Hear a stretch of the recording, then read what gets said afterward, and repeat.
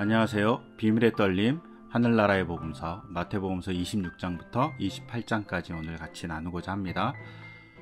오늘의 제목을 정해봤습니다. 십자가 그 사랑의 안아주심이라고 정해봤습니다. 26장부터는 예수님께서 체포되시고 그리고 십자가에 달리시고 그리고 부활하는 장면들이 쭉 나오는 장입니다. 이 장 안에서 우리가 예수님의 사랑이 어떤지 좀 같이 나눠봤으면 좋겠어서 십자가 그 사랑의 안아주심이라고 정했고요. 기본적으로 많이 알고 있는 부분들은 조금 생략하고 넘어가려고 합니다. 그래서 26장부터 시작해서 28장까지 특히 마태 복음서에서 얘기하고 싶어하는 것들이 무엇인지, 그리고 거기서 이렇게 중요한 변화들 혹은 강조하고 있는 단어들이 뭔지 한번 보면서 마태복음 마지막 부분을 정리하면 좋겠습니다. 그럼 우선 26장 처음에 보면 이제 예수님께서 25장에서 종말 비유를 하세요. 그래서 우리가 잘 아는 대로 열처녀 비유도 하시고, 그 다음에 달란트 비유도 하시고, 그리고 양과 연소 비유도 하시죠. 그 비유들이 끝난 다음에 예수님이 다시 자신에 대한 마지막 순환 예고를 합니다. 그래서 뭐라고 얘기하시냐면, 이제 이틀 후면 6월절인데 인자가 넘겨져서 십자가에 달릴 것이다 라고 이렇게 얘기하시죠. 여기서 중요한 단어 중에 하나가 넘겨져라는 단어입니다. 넘겨지다라는 이 헬라어는 파라디도타이라는 단어예요. 넘겨지는데 어떻게 넘겨지냐면 수동적으로 넘겨져요. 그래서 자기가 스스로 넘어가는 것이 아니라 수동적으로 넘어가는데, 이 수동적으로 넘어가는 것을 신적 수동태라고 그래요. 그래서 신의 개입에 의해서 자기 의지가 아니라 신의 역사에 의해서 넘겨지는 것이다. 그러니까 하나님의 역사에 의해서 넘겨지는 것이라는 의미로서 신적 수동태라는 이런 수동태가 있는데, 그런 수동태로서 파라디도타이라는 단어가 쓰여요. 넘겨져서라는 단어가 쓰입니다. 즉 예수님이 하나님의 뜻을 실행해 가는 과정에 있다라고 얘기하죠. 근데 이 모습과 우리가 잘 아는 대로 3절부터 5절까지의 모습 속에서 보면 대제사장과 장로들은 분명 예수님을 죽이고자 해요. 그리고 음모를 짜지만 뭐라고 얘기하냐면 유월절은 피하자라고 얘기합니다.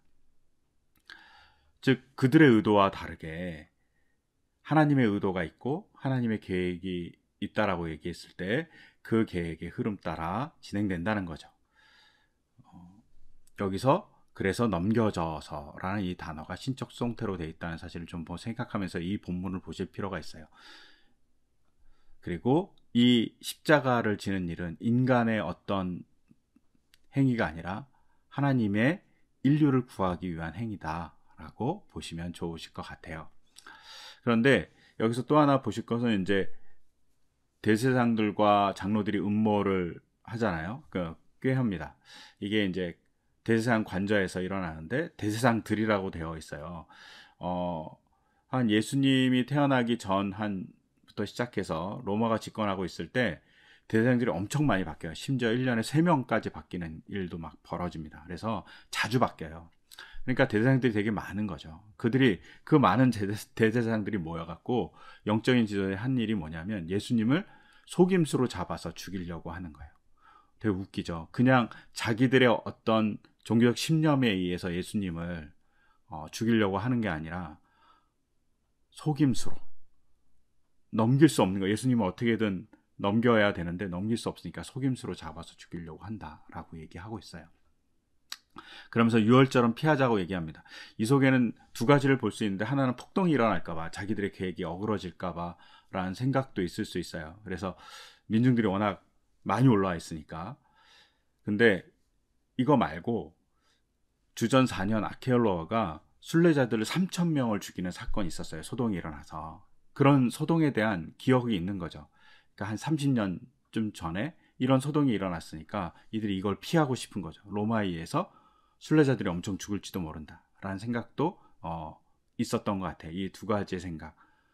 자기의 계획이 틀어질까봐, 혹은 로마나 아니면 이제 분봉왕에 의해서 순례자들이 죽는 일들이 발생하지 않게 위해서 이렇게 유월절 피하자라고 얘기했던 것 같아요. 이런 면에서는 어떤 면에서 되게 현명해 보이잖아요. 근데 이 현명함이 속임수라는 거죠. 그리고 이런 속임수를 꾀하고 있는 동안 예수님은 베다니로 가십니다. 베다니로 이렇게 가셔서 예루살렘에서 건너편에 있는 거죠. 가셔서 음식을 드시고 있습니다. 근데 그 음식을 드시는 그 장소가 어디냐면 베다니 나병 환자 시몬의 집입니다.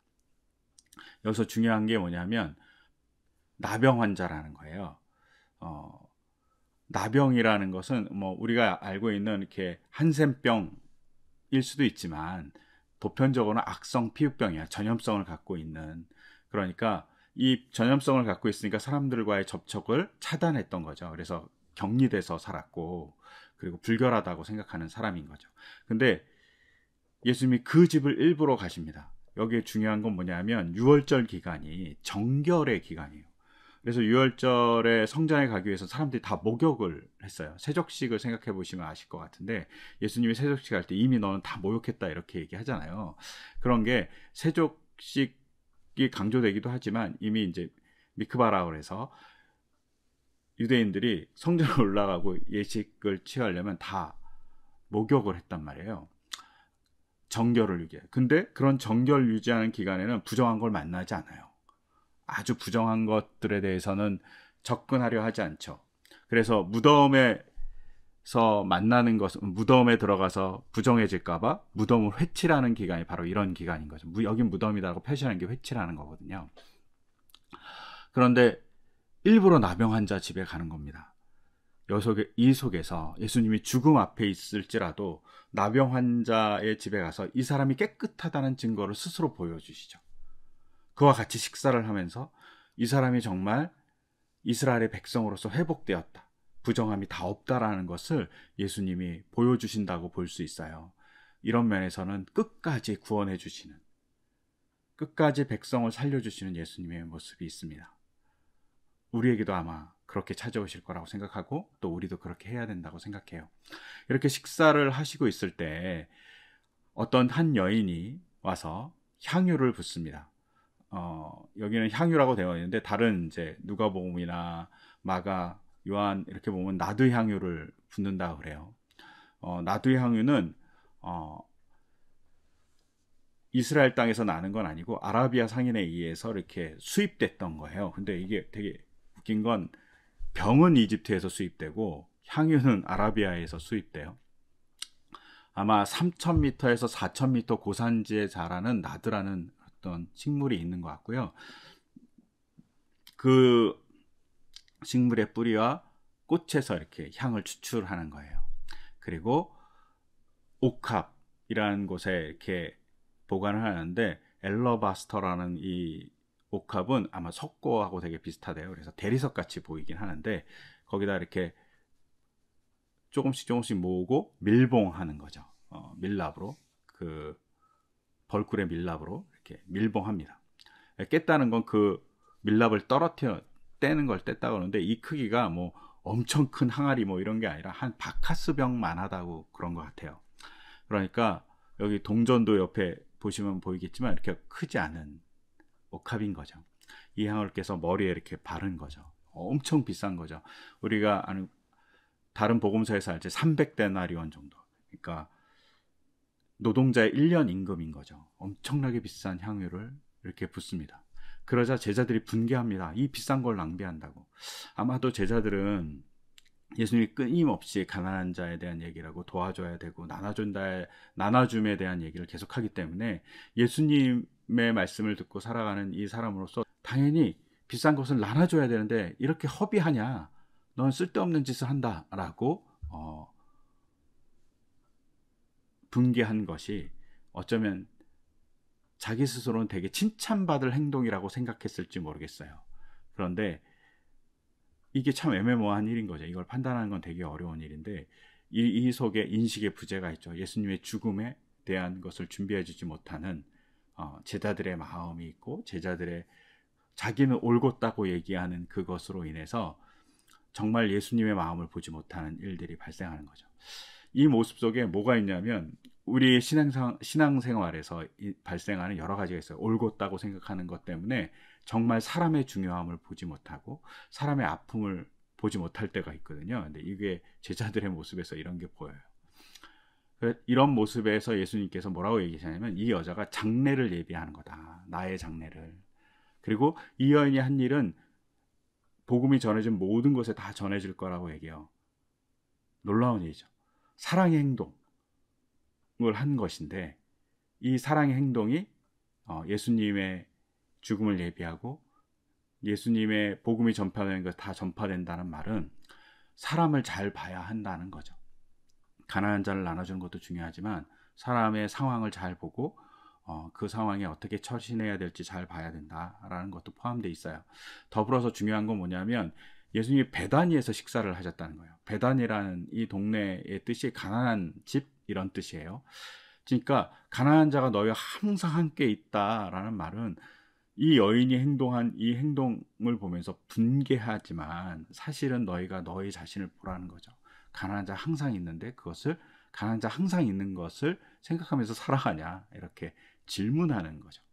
우리도 가끔 그러잖아요. 뭔가를 낭비하고 뭔가를 우리가 소비할 때는 그런 생각 별로 하지 않다가 남이 뭔가 사면 이런 얘기 가끔 하잖아요. 그러니까 우리 자신을 잘 바라봐야 된다라고 보시면 좋으실 것 같아요. 근데 향유를 부은 의미가 뭘까? 이거를 좀 알레고리컬하게 해석해 보면 향유를 언제 붓냐면 사람에게 부을 때가 있고 물건에게 부을 때가 있고 시체, 죽은 자에게 부을 때가 있어요. 사람은 영화롭게 만드는 거예요.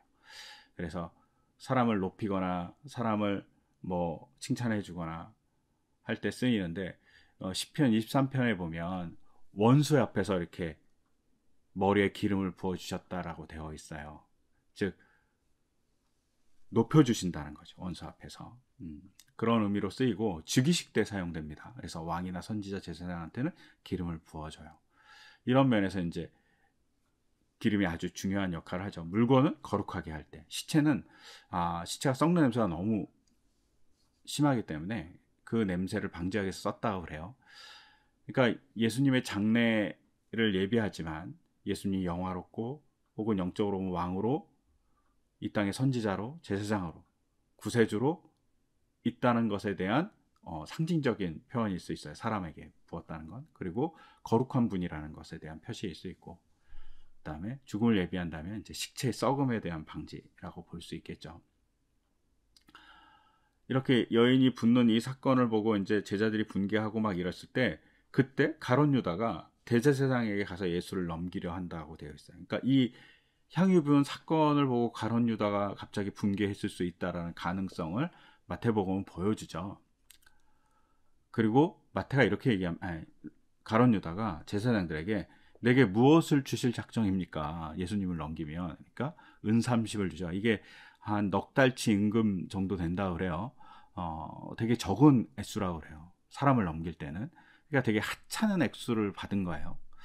그러니까 하찮게 여겼다고 볼 수 있어요. 이것은 제사장들이 예수님을 되게 하찮게 여긴다고 하는 어떤 행동이었을 것 같아요. 넘기러 왔으니까. 근데 요걸 다른 걸로 뒤틀어 보면 어떻게 되냐면 만약에 가룟 유다가 열심당원이었다면 제사장들하고 항상 열심당원이 조금은 암묵적으로 연결돼 있었대요. 그래서 제사장들이 가끔 열심당원들, 그러니까 독립운동이죠. 독립운동가들을 도와줬다고 그래요. 그래서 독립운동가인 열심당원이 예수님을 쫓아다니는 걸 보면서 되게 하찮게 여겼다. 이렇게 볼 수도 있어요. 그 다음에 이 장면과 연결해서 보시면 이제 나중에 가룟 유다가 예수님이 재판을 받는 것을 보면서 후회하고 그리고 자살하잖아요. 근데 이제 이 자살을 자책에 대한 자살일 수도 있지만 만약에 열심당원이라고 보면 그 열심당원은 자살하는 것, 그러니까 궁지에 몰리거나 자기의 거룩함을 지키기 위해서, 자기의 정직을 지키기 위해서 자살하는 걸 되게 용감하게 생각했다고 하더라고요. 예, 이게 꼭 사무라이 되게 비슷하죠. 그런 의미로서도 볼 수 있어요. 그래서 이걸 어떻게 봐야 될지는 되게 곤란한, 그러니까 여러 가지의 시각이 있다는 사실을 좀 염두에 두면서 보시면 좋으실 것 같아요. 그래서 가룟 유다를 어떻게 정의할지는 대단히 어려운 문제 중에 하나인 것 같아요. 그리고 이 향유 부은 여인에 대한 사건이 4개의 복음서 다 나와요. 그래서 마태, 마가는 이제 예수님이 잡히시기 바로 직전에 예수님에게 이렇게 향유를 부었는데, 누가 같은 경우는 장소도 다를 뿐만 아니라 가버나움이에요. 또 공생의 초기에 해요. 그리고 조금 다르죠. 눈물로 발을 씻기고 여인이 머리털로 그 발을 닦고 입을 맞추고 향유를 부었다고 되어 있어요. 그리고 예수님을 비난한 사람은 누가 보면 바리새인이에요. 제자들이 아니라. 그러니까 이런 차이들이 좀 있어요. 그 다음 요한복음은 마테마가와 비슷한데 6월절 엿새 전이에요. 시간이 조금 다르죠. 조금 앞에요. 그리고 그러니까 공생의 마지막 엿새 전 정도 되는 거죠. 예. 그리고 베다니 나사로의 집이라고 정확하게 밝혀요. 그러니까 좀 다르죠. 시몬과 나사로 좀 다르고, 나드는 뭐 다 같이 바뀌고 발에 붙고, 근데 발에 부어 머리에 붙지 않고, 그리고 머리로 씻겨주죠. 그리고 가룟 유다가 책망해요. 이게 책망하는 것이 좀 다른 것이죠. 그래서 이렇게 달라서 이 사건이 2번 있을 수도 있다, 뭐 이런 생각도 있고, 이 사건을 어떻게 바라봐야 되는 사건인지는 되게 관점이 다르다라는 것들을 생각하시면서 보시면 좋으실 것 같고요. 이 여자가 막달라 마리아냐, 그건 잘 알 수 없어요. 그래서 헷갈려요. 그러니까 그걸 너무 또 과장하게 보시면 안 된다라고 보시면 좋으실 것 같아요. 그리고 나서 이제 예수님이 제자들에게 이 사건이 끝난 다음에 6월절 식사를 준비하라고 얘기합니다. 그리고 아무에게 찾아가라고 얘기해요. 아무에게 찾아가라는 말은 지명된 사람이 있는 걸로 확실히 보여요. 여기는 거론되지 않지만. 그리고 그 사람에게 찾아갔을 때 그 사람이 이제 장소를 주죠. 근데 예루살렘의 사람들이 6월절 장소를 내주는 일은 당연히 해야 된 일이었다는 거죠. 대단한 거죠. 6월절 장소를 얼마나 불편해서 자기 집을 비워줘야 되는데. 근데 돈을 받으면 안 돼요. 만약에 유대인들의 법에 보면 이렇게 거절하거나 돈을 받으면 39대의 매를 맞았대요. 그러니까 엄청난 일인 거예요. 그래서 예루살렘에 산다는 것, 그것이 참 큰 도전 중에 하나다. 왜냐하면 절기를 지키는 사람들에게 자기 집을 내줘야 되는 일이 발생할 수 있다. 그거는 신앙인의 삶에서 어떤 면에서 자기 집을 내주는 일들이 필요한 것일 수도 있겠구나 라는 생각을 해봤어요. 참 대단한 일인 것 같아요. 그래서 우리도 작년 같은 경우 이렇게 우리가 성탄절에 가정에서 이제 계속 드리고 있는데, 이렇게 자기 집을 이렇게 와서 같이 나누는 것, 이런 게 어떤 면에서는 명절에 자기 집을 이렇게 개방하고 같이 나누게 하는 것이 예루살렘, 하나님을 섬기는 도시에서의 삶과 같이 하나님을 섬기는 자의 삶이지 않을까, 뭐 이런 생각을 잠깐 해봤어요. 그 다음에 마지막 만찬 우리가 잘 아는 대로 합니다. 그러면서 만찬을 하시면 한 사람의 배신 예고를 하죠. 그러니까 배신 예고를 하니까 제자들이 뭐라 그러면 저는 아니죠, 이렇게 물어봐요. 즉 제자들 모두가 불안한 거예요. 그리고 제자들 모두가 배신의 가능성이 있다는 거예요. 이런 면에서는 유다를 바라보는 시각에서 우리가 좀 생각해 봐야 돼요. 유다만이 아니었다는 거죠. 근데 유다가 정말 나쁜 건 뭐냐면, 선생님 나는 아니죠, 이렇게 물어보는 거예요. 자기가 그 전에 이미 대제사장들과 장로들을 만나서 넘길 계획을 짜잖아요. 그랬더니 예수님이 뭐라고 하냐면 내가 말했다 라고 얘기합니다. 이 말은 다시 뒤에 반복됩니다. 어디서 반복되냐면 대제사장들이 예수님을 힐난할 때 반복돼요. 그건 그때 봐서 다시 얘기할게요. 그러니까 유다의 나쁜 점은 이때부터 나타나는 거죠. 아주.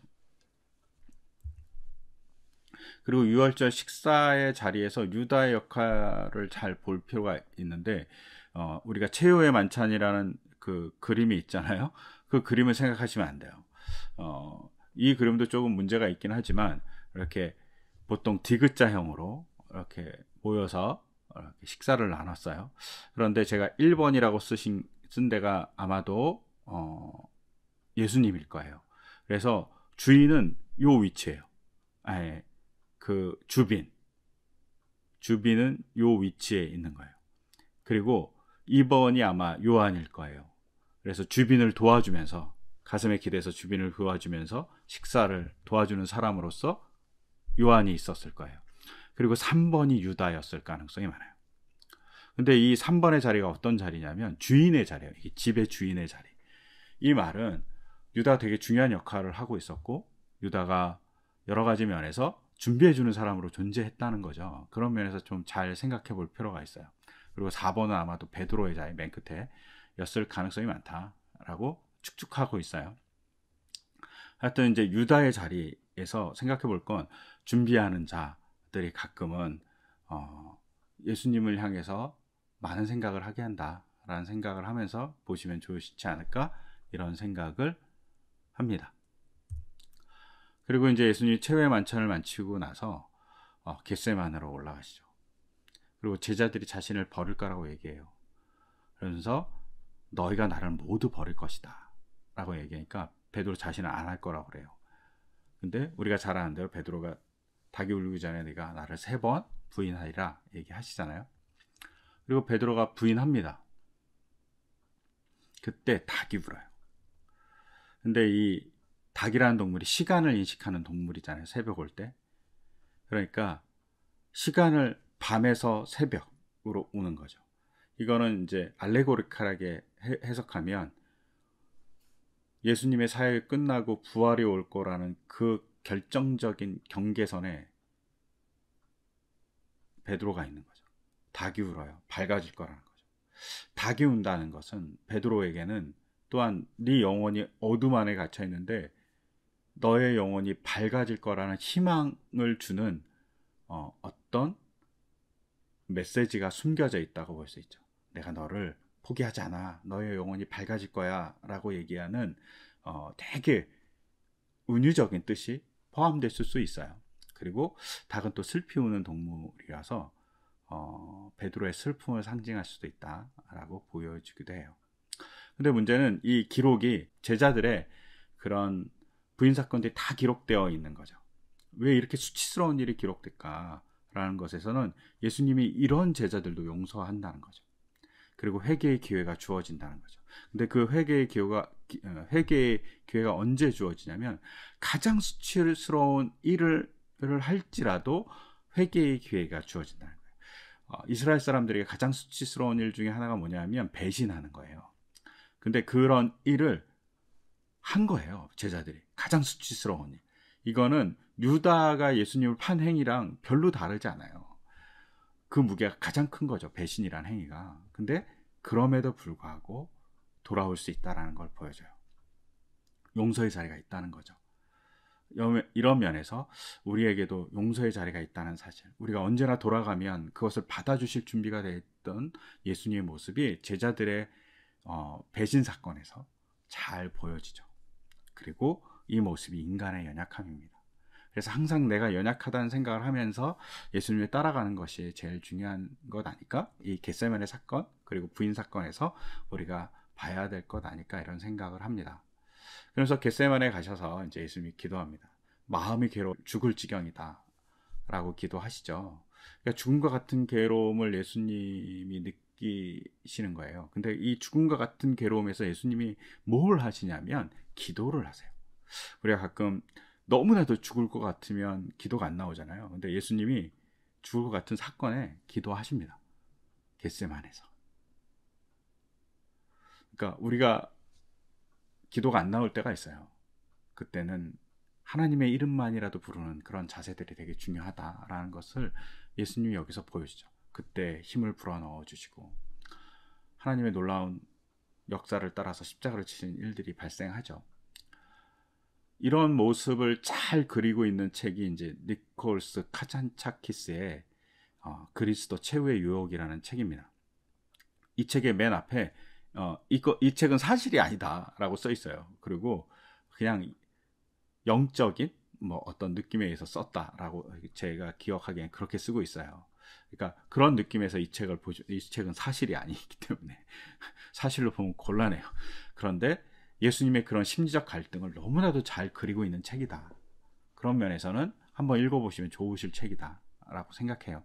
그래서 한번 읽어보시고요. 그 다음에 더불어서 겟세마네라는 이름이 계속 등장하잖아요. 겟세마네 기도라고 얘기해요. 겟세마네가 기름 짜는 장소라는 뜻이에요. 기름 짜는 장소인데 저는 이 겟세만이라는 이름에서 가장 크게 느껴지는 건 예수님이 자기의 영혼의 기름을 짜고 있다라고. 영혼을 짜는 장소. 영혼을 짜서 인류를 살려주기 위해서 다 쏟아붓는 그런 모습이 있다라고 보시면서 겟세마네를 보시면 좋으실 것 같고요. 그리고 이렇게 기도하고 있을 때 막 제자들이 계속 자잖아요. 3번이나. 그리고 세 번째 오셔갖고 이렇게 얘기하죠. 이제 자고 쉬어라. 이렇게 얘기하는데 이게 다르게 해석할 수도 있어요. 여전히 자고 쉬느냐. 내가 이렇게 열심히 기도하는데 너희는 여전히 자고 쉬느냐. 이렇게 물어보시는 것일 수도 있어요. 그러면 충격적이죠. 우리도 생각해 봐야죠. 우리가 정말 깨어 있는지. 예수님은 십자가를 지기 위해서 영혼을 짜는 장소에서 있어요. 그런데 베드로와 야고보, 요한은 그걸 하지 않죠. 이게 되게 대조되는 거 보면 베드로, 야고보, 요한이 변화산에 예수님께서 데리고 올라가실 땐 정말 광분하거든요. 거기에 동참하거든요. 그런데 고난의 자리엔 동참하지 않은 거죠. 즉 고난의 자리에 동참하려면 깨어 있어야 한다라는 의미를 되게 많이 갖고 있을 수도 있다라고 얘기할 수 있고, 예수님 끊임없이 이 잔을 내게서 거두어 달라고 얘기해요. 이 잔이라는 히브리어가 코스인데 이것이 어떨 때는 되게 기쁨을 상징하기도 하지만 어떨 때는 분노를 쏟아내는 그런 것으로 많이 쓰여요. 상징적인 의미로. 하나님의 분노. 즉 하나님의 분노를 자신이 다 쏟아 받는 거예요. 그것이 십자가라고 보시면 좋겠고, 그것이 육체적 고난에 있는 것이 아니라 하나님의 분노, 하나님과의 이별, 그것을 괴로워하신 것이라고 보시는 것이 훨씬 타당합니다. 그래서 그냥 단순하게 예수님이 마음이 괴로워 죽겠다, 십자가 너무 괴롭다 이런 거 아니라는 거. 하나님의 분노를 감당하셨다는 것을 생각하시면 보시면 좋고요. 그리고 이 사건에서 이제 겟세마네 동산에서 기도하고 체포되시잖아요. 근데 밤에 와요. 왜 밤에 올까요? 밤에 오는 이유는 밀란을 경계하기 때문이에요. 막 백성들이 이제 봉기할까봐, 예수님을 따르는 사람들이. 그리고 대제사장들과 장로들이 보낸 무리가 칼과 몽둥이를 갖고 있다고 되어 있어요. 근데 대부분 이때 대제사장이 보낸 사람들은 성전 경비병이나 성전에 있던 사람들, 이들은 칼을 소지하지 않았다고 그래요. 칼을 일부러 소지한 거죠. 그러니까 극단적인 상황이 발생하면 죽이려고 했던 거죠. 근데 이 극단적인 상황이 발생하려고 해요. 왜? 요한복음에 의하면 베드로가 이제 종인 말고의 귀를 잘랐다. 이 종이 그냥 시종이 아니라 그냥 성전에서 대단히 고위직인 사람일 가능성이 많아요. 그의 귀를 잘랐어요. 그러면 어떻게 될까요? 고위직 관리가 귀가 잘리니까 극단적 상황이 발생하죠. 그러면 칼을 갖고 있는 이들이 예수님의 제자들 막 죽일 수도 있죠. 예수님은 안 죽이더라도, 예수님은 이제 법정에 넘겨야 되니까. 그런데 예수님이 이 상황을 종지부직죠. 그 종의 귀를 치유해주고, 칼을 쓰는 자는 칼로 망한다고 얘기하면서 자제시키는 거죠.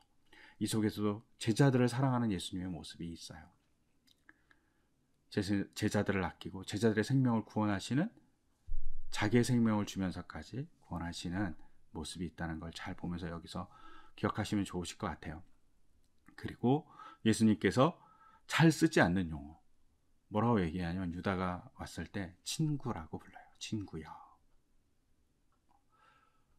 유다가 그걸 듣고 얼마나 흔들렸을까요? 막 자기를 친구라고 부르는 거죠. 이 속에는 두 가지의 목소리가 있죠. 내가 너를 친구같이 생각하는데 배신하냐? 라는 목소리도 들릴 수 있고, 내가 네가 배신할 줄 알고 있었지만 너는 나의 친구다 라고 얘기하실 수 있어요. 저는 개인적으로 후자의 무게가 많다고 생각해요. 네가 배신했지만 나는 너를 친구로 생각해 라고 그 제자까지도 사랑해 주시는 모습이 있지 않을까, 이렇게 생각해 봅니다. 겟세마네 동산에서 이제 올리브 나무는 왼쪽에 이렇게 있고요. 겟세마네 동산에 가면 만국교회라는 교회가 있고요. 그 안에 들어가면 이런 식으로 큰 바위가 있어요. 이 바위 이렇게 아이보리색 비슷한 것이 바위예요. 중앙에 있는 게. 거기서 아마 기도하셨다라고 했던 걸로 기억하고 있습니다. 그리고 예수님이 체포돼서 의회에 이제 서시게 되죠. 근데 예수님의 고발할 증거를 찾지 못해요. 그리고 성전을 허물고 사흘 만에 세울 것이라는 증언에도 예수님이 답변하지 않으세요. 뭐 묵묵부답이에요. 그러자 대제사장이 너무 답답하니까 당신이 하나님의 아들 그리스도입니까? 이렇게 물어봅니다. 그때 성경을 인용해서 답변하십니다. 그리고 대제사장이 옷을 찢죠. 근데 이 모습 속에 되게 중요한 게 뭐예요? 성경을 인용했다는 거죠. 여기 계속 뒤에 후반부에 나오지만 예수님이 성경을 인용해서 대답하신 장면이 언제 있었죠? 마태복음 4장에 사탄이 물어볼 때예요. 그때도 성경을 인용해서 답합니다. 이때는 대제사장이 성경을 인용해서 답하는 예수님의 모습을 보면서 깨달았어야 돼요. 그런데 대제사장이 어떻게 하냐면 옷을 찢어요. 사실은 대제사장이 옷을 찢으면 안 돼요. 대제사장은 거룩한 존재이기 때문에 옷을 찢으면 안 되는데 과한 퍼포먼스를 한 거죠. 이 퍼포먼스에는 대제사장은 율법을 어기고 있고 예수님은 말씀을 따라 살아가시는 모습을 보여줘요. 되게 극단적인 비교가 보여지는 거죠.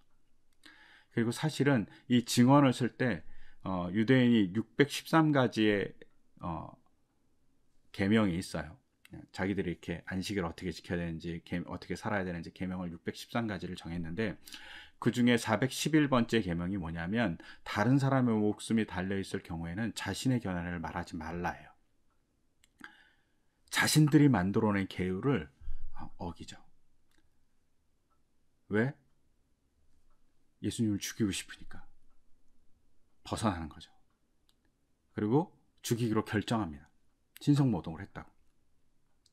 근데 이제 우리가 일반적으로 할 때 유대인들이 죽일 권한이 없다라고 얘기하잖아요. 근데 여기 조금 고민해 볼 게 뭐냐면 신성모독죄는 유대인에게도 죽일 권한이 있을 수 있어요. 그래서 요한복음 8장에 보면 가늠한 여자가 잡혀오잖아요. 그래서 사람들이 돌로 쳐라 그러잖아요. 돌로 친다는 건 죽는 거죠. 그런데 예수님이 물어보잖아요. 돌로 쳐 죽여야 되냐, 놓아줘야 되냐 이렇게 물어보잖아요. 즉 죽일 권한이 있다는 거죠. 신성모독에 대해서는.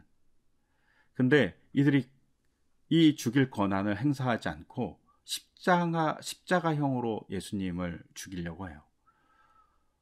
십자가형이라는 게 이렇게 거리에 달려 있고 그 사람은 다 봐요. 즉 이걸 뭘 하고 싶으면 예수님을 믿는 사람은 다 이렇게 될 거라는 본보기용으로 보여주는 거거든요. 이것에 대해서 이제 빌라도가 대제사장들과 장로들이 예수님을 시기했다고 얘기하고 시기와 질투에 눈멀어 버리니까 예수님을 죽여버리려고 하는 그것도 극단적인 방법으로 그리고 예수님을 믿는 사람들을 없애버리고 싶어하는 되게 큰 욕구를 갖고 있었다라고 볼 수 있죠. 이런 면에서 그 잔인함이 느네즈라라는 사람이 폭력과 성스러움이라는 책에서 이렇게 경쟁한다고.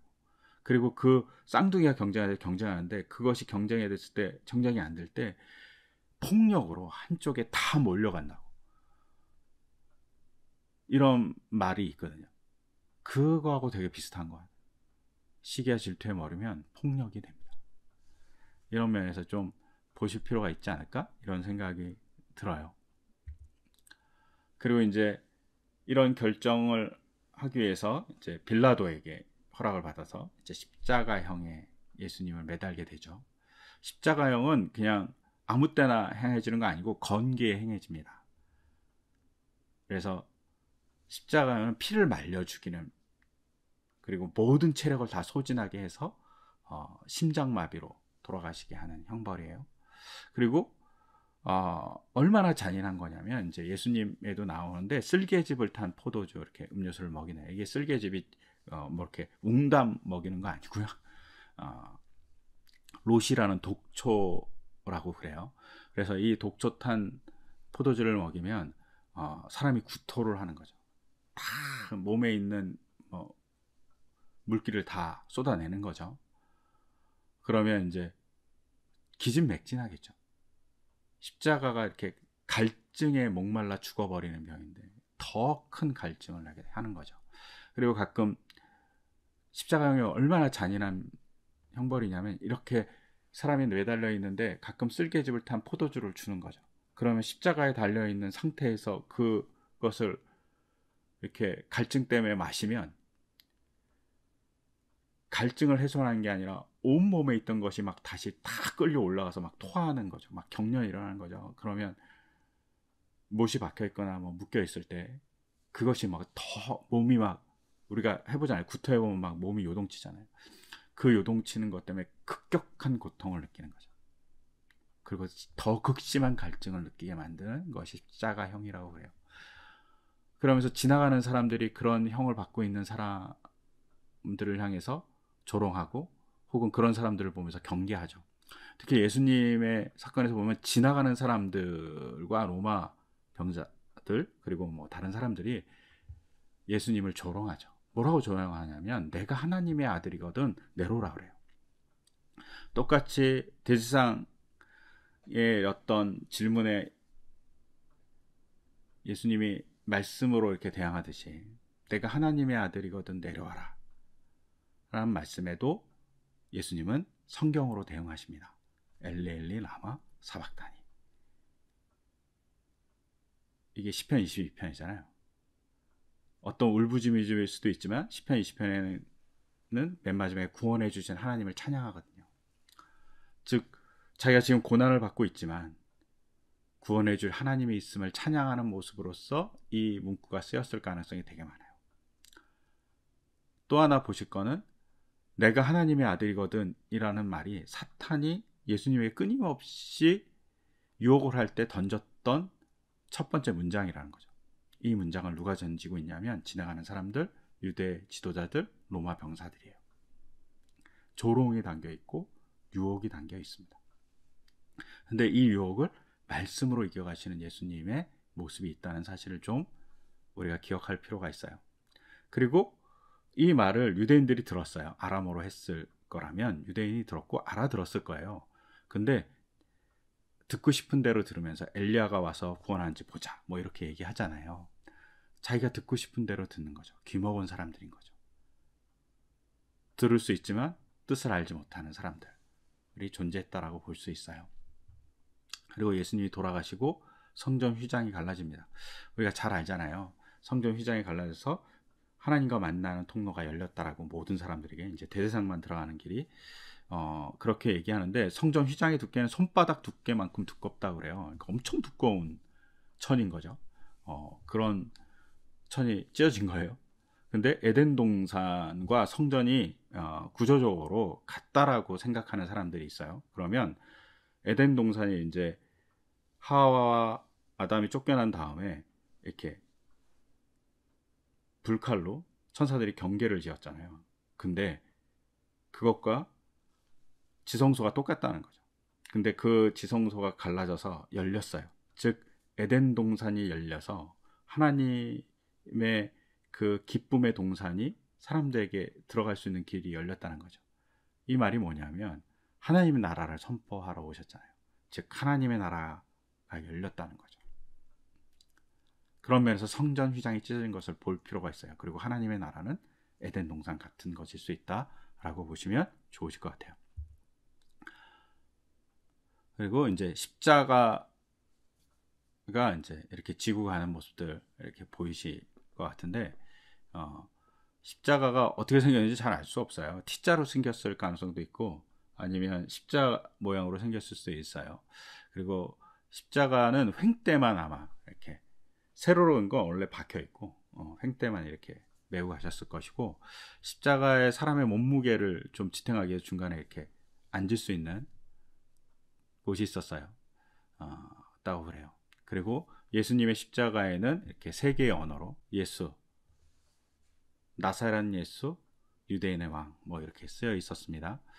그리고 뭐 손목에 못을 박혔을 거고 발목에 못을 박히셨을 거라고 보통 생각하는데 그 발목에 못을 박힌 것을 이렇게 발등에 박았을 수도 있지만 발목을 이렇게 관통해서 박았을 수도 있어요. 이렇게 사진에 보시듯이 이게 이스라엘에 가면 이제 박물관이 있는데 박물관에서 발견된 십자가에 박힌 발목 뼈예요. 그런데 이렇게 보면 이렇게 그림에서 보듯이 오른쪽 맨 끝에 보듯이 이렇게 발목을 관통해서 옆에서 관통해서 박혀 있는 모습을 보실 수 있어요. 그래서 엄청나게 힘든 형벌이었다. 그리고 이 형벌을 주는 이유는 이 사람 같이 될 수 있다. 이 사람 같이 행동하며 하는 것을 잘 보여줘요. 그래서 이렇게 권력자들이 지배를 하기 위해서 쓰는 강력한 처형 도구죠. 그리고 가끔 우리가 십자가 위에 INRI라고 써 있는 것들을 볼 수 있어요. 이건 라틴어입니다. 그래서 첫 번째 I는 예수라는 라틴어예요. 예수스. 그리고 N은 나사레누스라고 나사렛을 얘기하는 거예요. 그래서 나사렛 예수를 타고, R은 렉스라고 해서 왕이라는 라틴어예요. 그 다음에 마지막 I는 유데올룸이라고 해서 유대인의 왕이라는 뜻이에요. 그래서 이렇게 INRI는 그 나사렛 예수 유대인의 왕이라는 뜻이라는 걸 좀 기억하시면서 보시면 좋으실 것 같아요. 그래서 이렇게 십자가를 지고 예수님이 대단한 고난을 당하셨다라는 것을 생각하시면서 십자가를 묵상하시면 좋으실 것 같아요.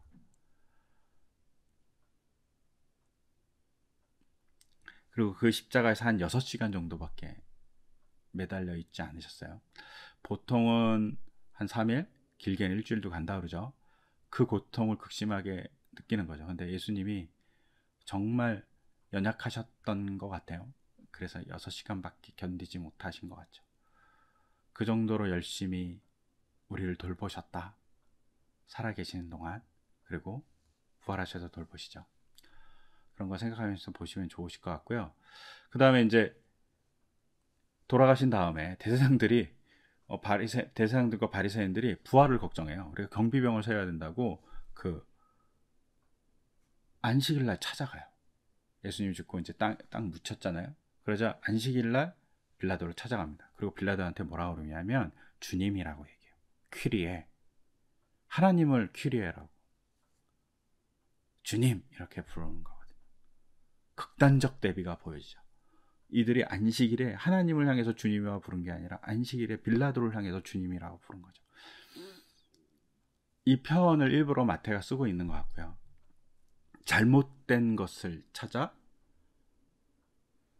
경배하고 주인이라고 생각한다 라는 것을 이렇게 이 단어를 통해서 보여줘요. 그러니까 대제사장들과 바리새인들이 얼마나 잘못된 관점을 갖고 있는지, 그들이 신앙적이라고 얘기하지만 신앙적이지 않은 행동들을 하고 있다는 사실을 볼 수 있어요. 그리고 예수님이 부활하십니다. 첫 번째 여자들이 만나요. 막달라 마리아와 같이 이렇게 몇몇의 마리아가 가서 만나죠. 근데 이전에 경비병들이 목격한 거야죠. 근데 문제는 여기서 잘 봐야 될 건, 경비병들이 목격했음에도 불구하고 부활에 대해서 증거하지 않는다는 거죠. 돈에 매수돼서, 여기서 잘 봐야죠. 돈에 매수돼서 우리가 예수님을 바라보는 관점이 되게 중요합니다. 그리고 보고받은 대제사장과 산헤드린 공회는 가짜 뉴스를 만듭니다. 훔쳐갔다, 시체를 제자들이 이렇게 만들죠.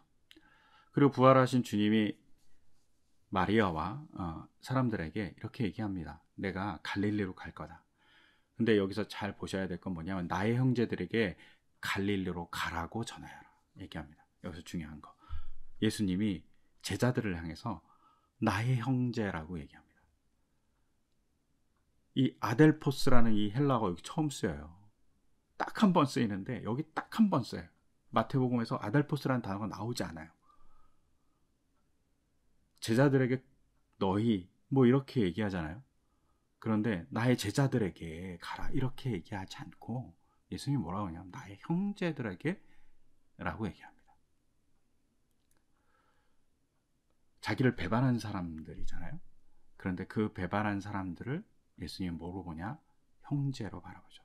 이 말 속에 이미 용서가 담겨져 있고 이 말 속에 제자들을 얼마나 사랑하는지가 담겨져 있습니다. 나의 제자들에게 가라가 아닌 나의 형제들에게. 아마 이 말을 들었던 마리아는 되게 감동했을 것 같고요. 이 말을 들었던 제자들도 엄청 감동하지 않았겠습니까? 자신을 형제로 생각하는 예수님을 만났으니까요. 그리고 그 말을 듣고 제자들은 갈릴리로 갑니다. 즉 예수님의 명령을 따라 살기로 삶이 변환되기 시작한 거죠. 그리고 하나님 나라를 위해서 하나님 나라를 전하는 자가 되고 세계 만방의 모든 나라와 모든 민족에게 전해서 하나님의 나라를 가르치고 지키게 하는 사람들이 되는 길을 가게 되죠. 이 길의 결정적인 계기가 뭐냐? 예수님이 제자들을 형제로 바라보고 있다는 것. 부인하고 도망가고 배신했지만 그럼에도 불구하고 형제로 바라보고 계시는, 그리고 그 사랑 때문에 제자들이 변해가는 것이라고 볼 수 있습니다. 이것은 우리에게도 마찬가지로 오신다고 생각합니다. 그래서 마태복음의 맨 끝에 가장 중요한 단어, 나의 형제들입니다. 예수님이 저와 여러분에게 나의 형제여, 나의 자매여 라고 불러주고 있음을 기억하시면서 우리를 십자가의 사랑으로 안아주신다는 사실을 기억하시면서 마태복음을 잘 보시면 좋으실 것 같고, 마태복음 속에 주님을 만나시기를 소망합니다. 감사합니다.